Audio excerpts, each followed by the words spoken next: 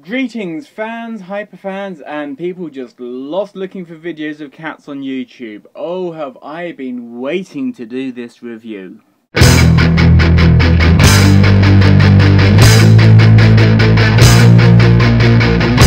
Okay, so the story so far. By the time that Transformers has got really big over here, me and my brother were already playing with these toys. My father, who used to have to travel quite a lot for work, had picked us up some of these transforming robots, including a couple of transforming insects that came with little pilots in them, and they were very cool. And my brother had the predecessor of that one, and I had the predecessor of that one.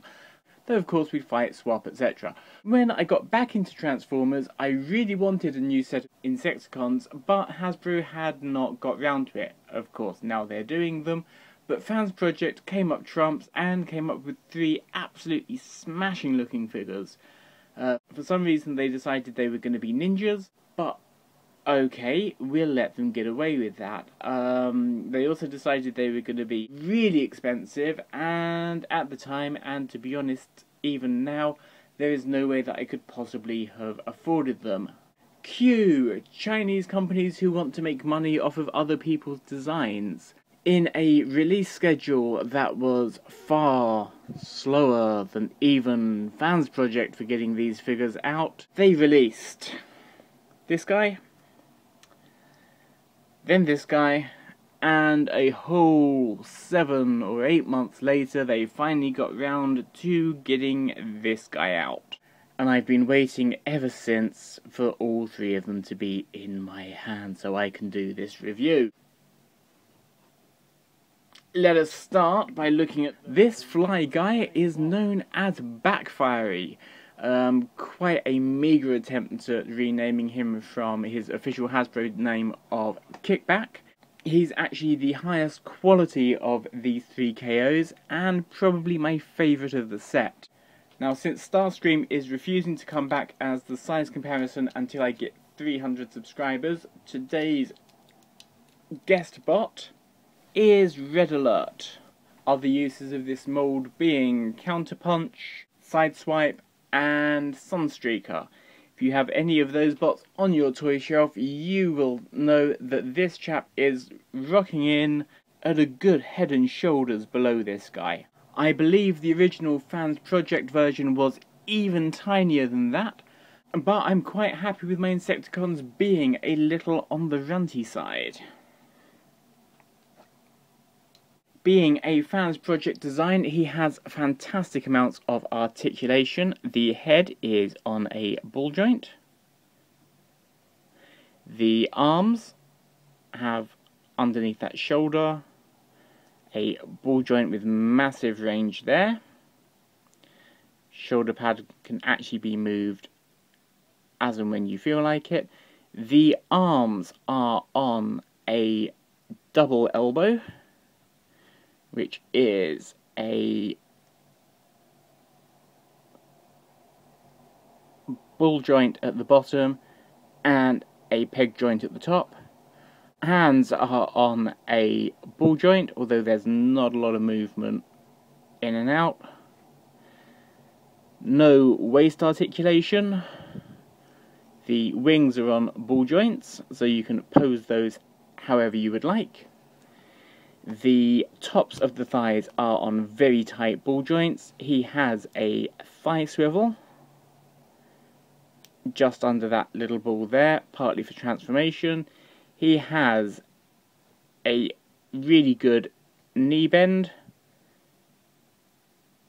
That's about 120 degrees. And the foot is also on a ball joint.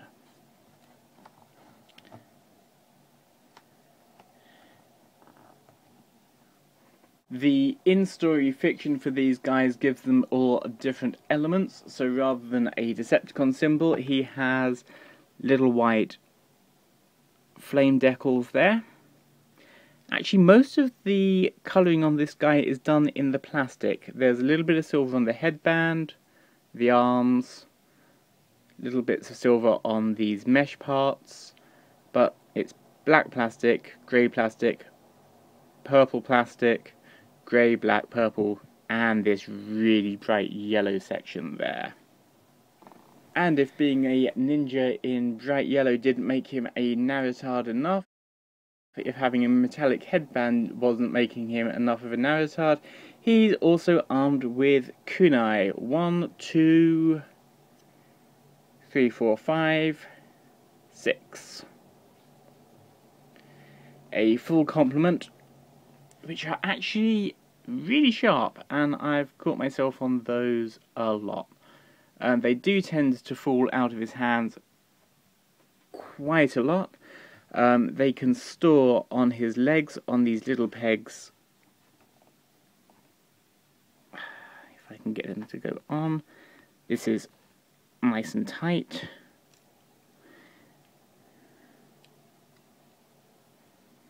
There. They definitely fit easier one way than the other. Transformation wise, let's get these all off.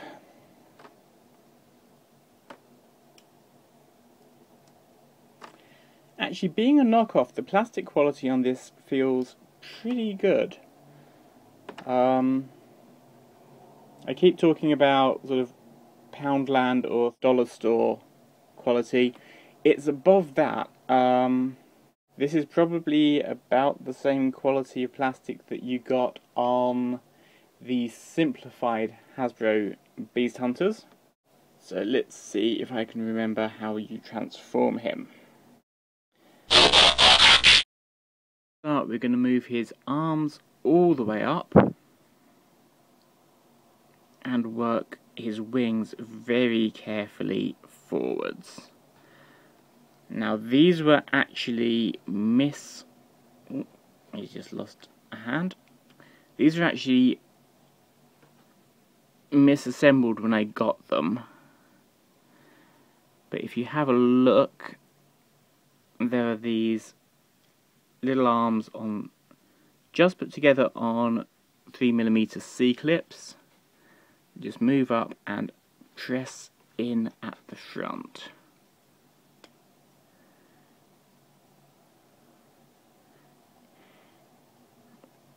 If you've got one of these and the wings do not look like that, very, very carefully take off those pegs and put them together that way. Sets of legs here. If I can move those up, I can unpeg the arms from there.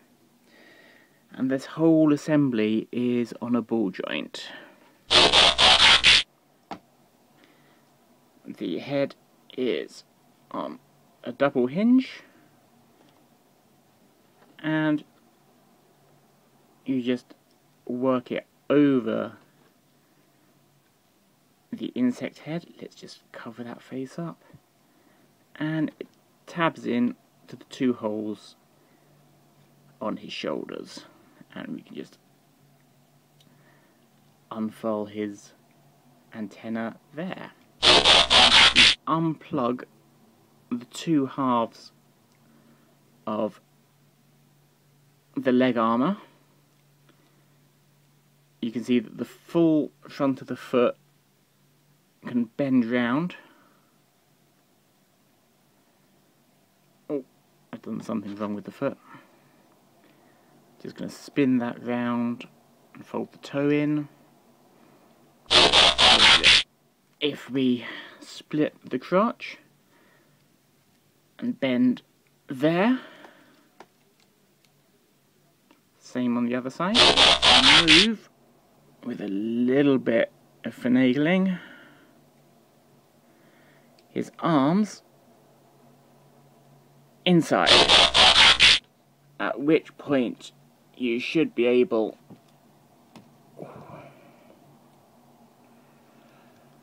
to move up the rest of the arms, being sure to get this section turned round so it's angled in like that.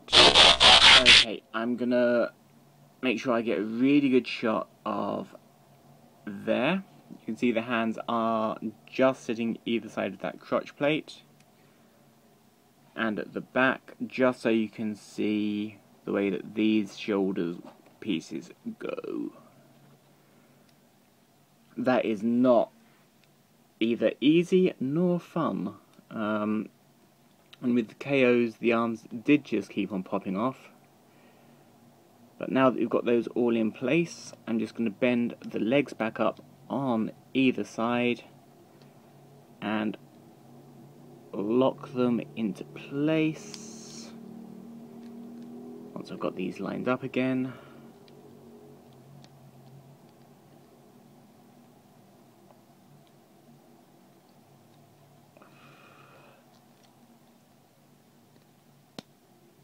There. Finally, you have a big metal grasshopper. Back legs are absolutely huge, as they should be. His kunai do store all the way along the back, just clipping on in exactly the same place as they did in robot mode.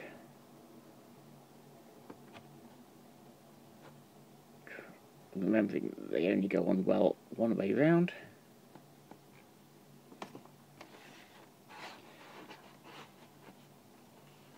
In this form, he has got not a lot of articulation in the back legs, because it's all supposed to plug in and hold things in place. You can sort of de-peg them to give them a little bit more, but you don't really need to. Back legs have a little bit of a bend at that backwards knee, but it takes the robot foot with it. Front legs are on ball joints just at the top and no articulation further down. The wings are on ball joints, so you can spread those out for whatever pose you want. The antenna go up and down a little bit due to transformation, but it's quite good for giving it some character. So yeah, not quite as cool in bug mode as he is in robot mode, but he's definitely got that sort of Insecticon look to him. Now the next of these KO bug bots that I got is Thundershred, which is Fansproject's version of what was called Shrapnel, then called Sharp Shot for a while, and now Hasbro finally got round to calling him Scrapnel. Thundershred's fine for me because he does look like a very different bug than I remember. He is a stag beetle, which means he does have these sort of huge horns. Not quite what I remember from the G1. They're massively poseable, but again, in this world where this is some sort of Ninja Elite strike team, they are all part of a modular weapon system.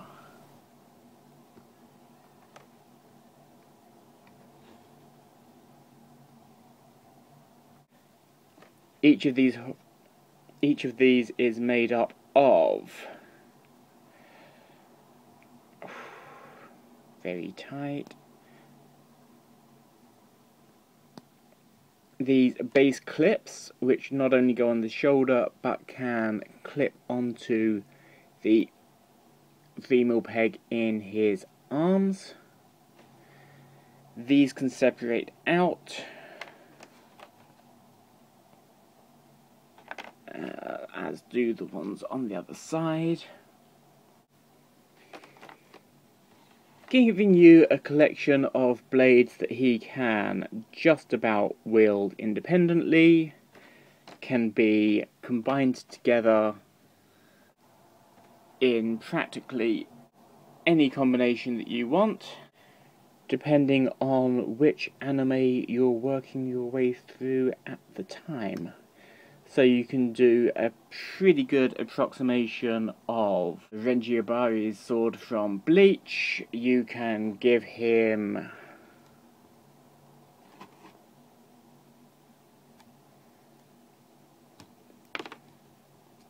a set of Wolverine style hand blades. You can, let's see, you can give him throwing stars. Let's see this. There is a way of actually using that slot in the middle to just slide that onto the fingers. But again, not in front of the camera, so I'll just put it back on his 5mm handle.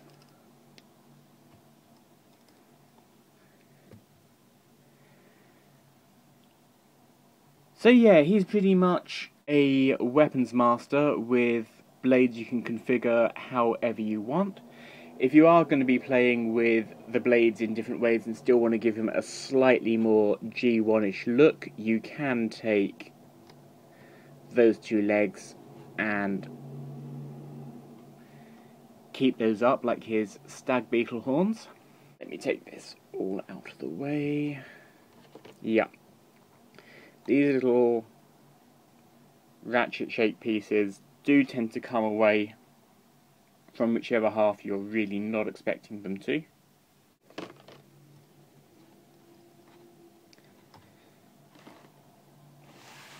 And let's just look at the base spot for articulation. Head, again, on a ball joint. Lots of up and down motion, little bit of rocking left and right. Turn is actually quite stiff on this one, but it is there. He will do a full Exorcist 360. On the back, he has a little bit of movement in and out to give you clearance. His legs, again, can be moved out of the way wherever they need to be.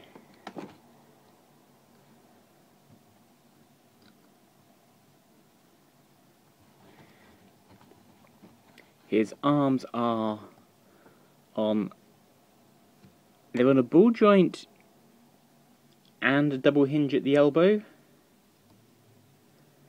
like the other one, but he also has this additional shoulder joint, which just gives him a little bit more clearance for some massive lunging poses. He does actually have a waist swivel. Again, he's got very chunky ball joints at the top of the legs, but they are quite hindered going side to side. He has a thigh swivel. He has a very low knee, that's disappearing halfway into the boot. And the foot is on a little bit of a pivot, but not really anything backwards and forwards. First of all, we cover up his robot head with his insect head, and that little blast helmet comes down over the top. We bend him round at the waist, move these legs out,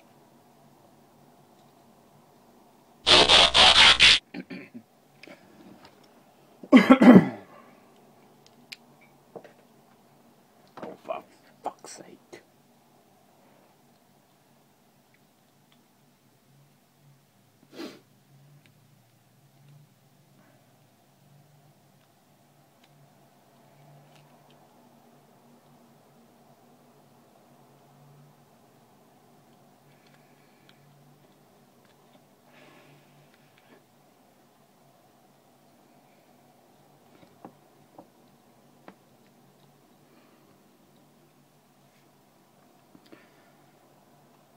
So the feet, you rock out of their position, just bringing them over the top of the legs. Bend them around and settle that all down so that it pegs in on top of the legs. The shoulders rock up, the arms unpeg, and by lining everything up straight, you should be able to feed the arms into those hollows in the legs. There's a tiny bit of clearance just between the legs, but if you just get it in right, you'll see there's a tiny peg and slot, and those two will line up, leaving visible hands showing. And plug them back into either side of the insect's mouth.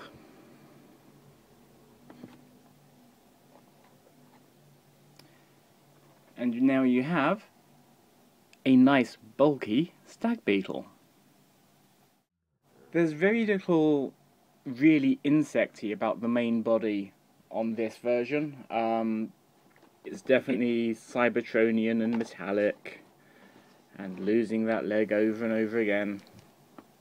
But it's got moving pincers, so you can actually pick up smaller, maybe legend-sized figures. He's got ball-jointed legs at the top of each of those. And yeah, that's very cool. I kind of wish that this was translucent or could open up to accommodate a Diaclone style pilot, but for what it is, it's really fantastic. I just love the black and the purple and the yellow.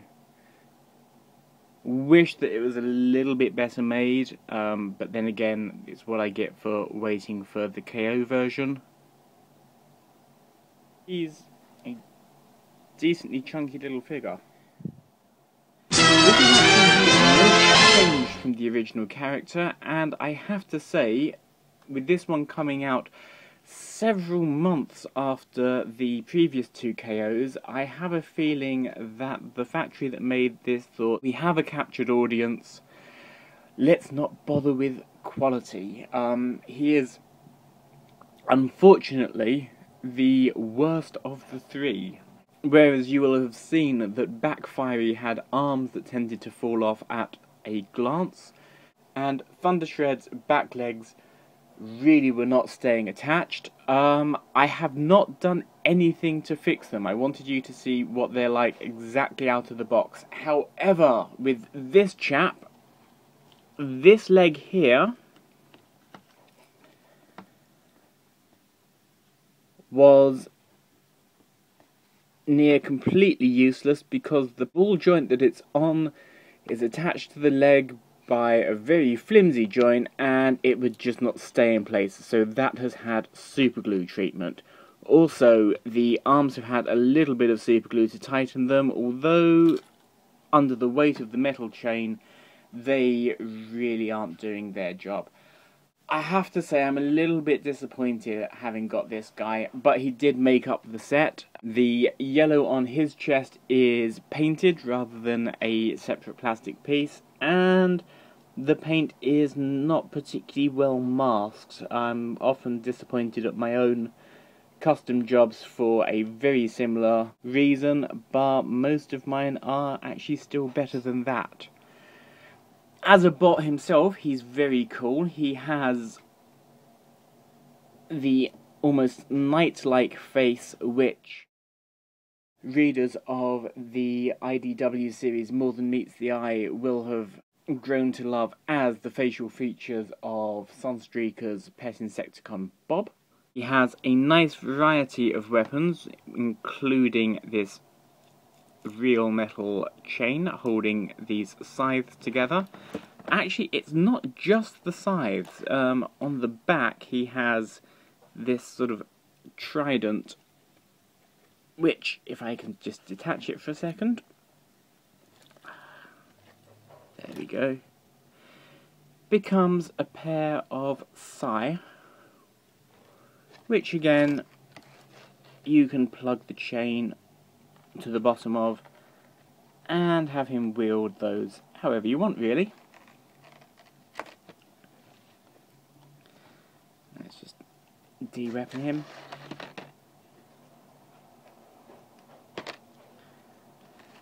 The paint is a little bit sloppier on him. The joints are a little bit looser, and he does have a few QC issues. But if you're going to the set, there's always going to be one that's weaker than the others.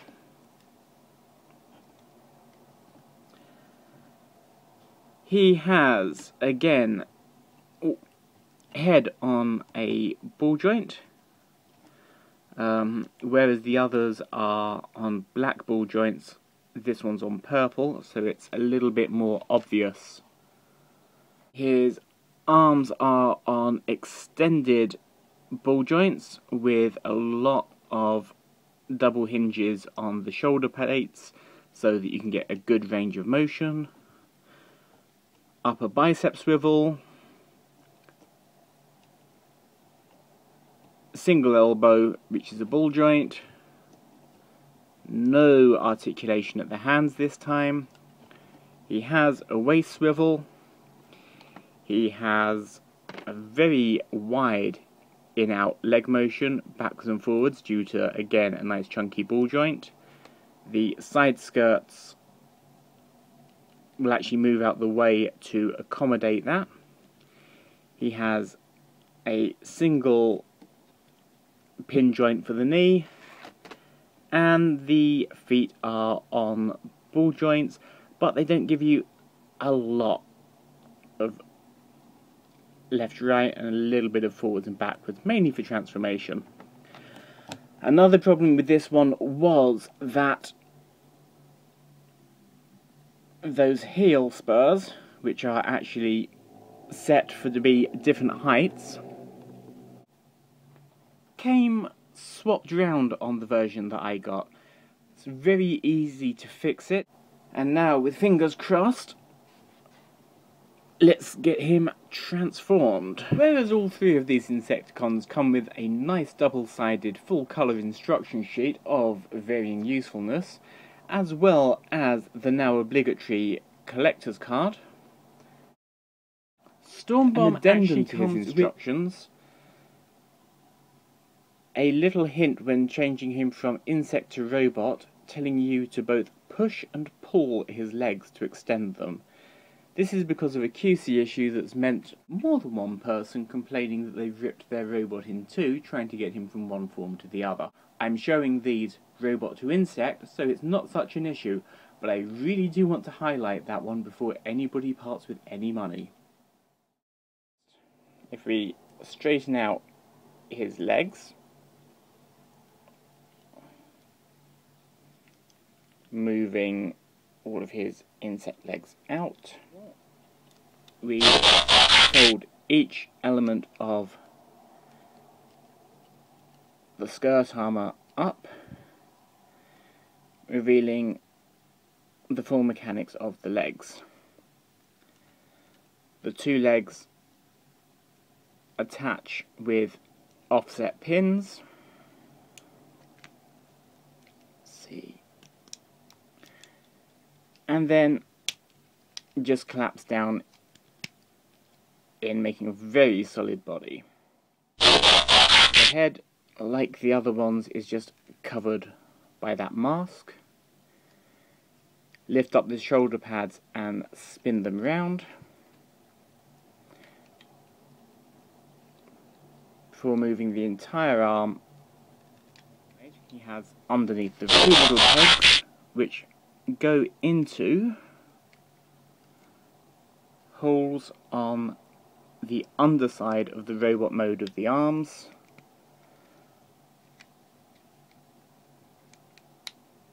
holding the whole thing together. Straighten up the shoulder pads,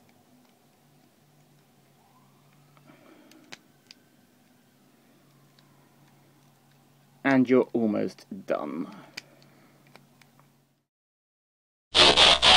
Now with the other Insecticons, the weapons were a nice little add-on. Here it's actually integral to his robot mode.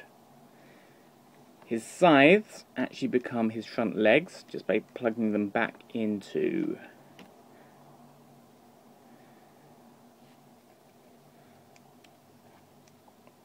the same clips that were on his shoulders, and the side clip in to form his horn.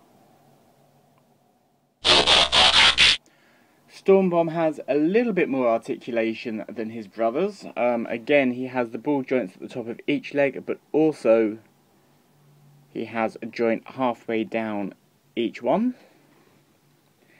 And he has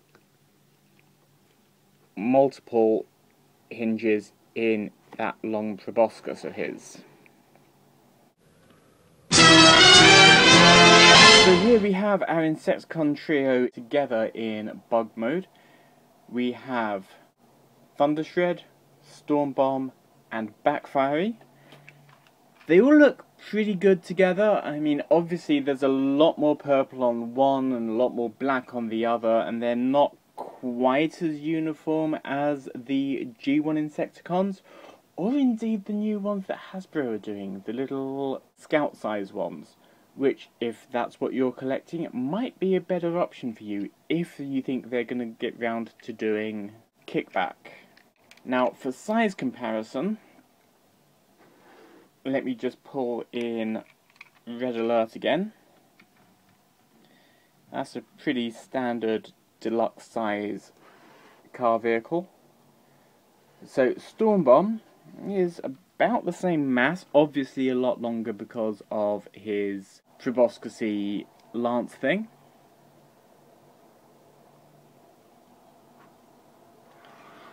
Backfiery is a lot wider, taller, longer, but again he just doesn't have the mass to balance that out.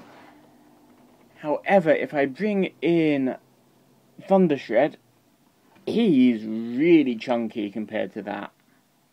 Actually, if I show you a little bit better, I mean, he's basically got almost the entire mass of the car, and then his sort of pointy bits out in front of that. So, yeah.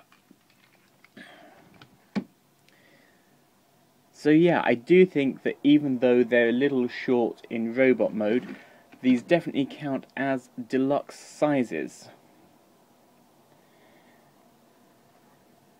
They're very fun toys. They're certainly not without their flaws. For example, in bug mode, every single one of these bots has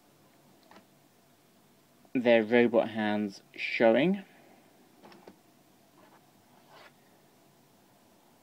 Let's see, yep, they're on the back. These KO ones are a little bit floppy, which really does cause some problems with transformation, but if you are skilled enough with joint tightening, you should be able to get around that pretty easily. They're certainly not toys for kids. Every sharp edge on this is actually a sharp edge. When your mother warned you that you'll take your eye out with one of those things, she was probably talking about these.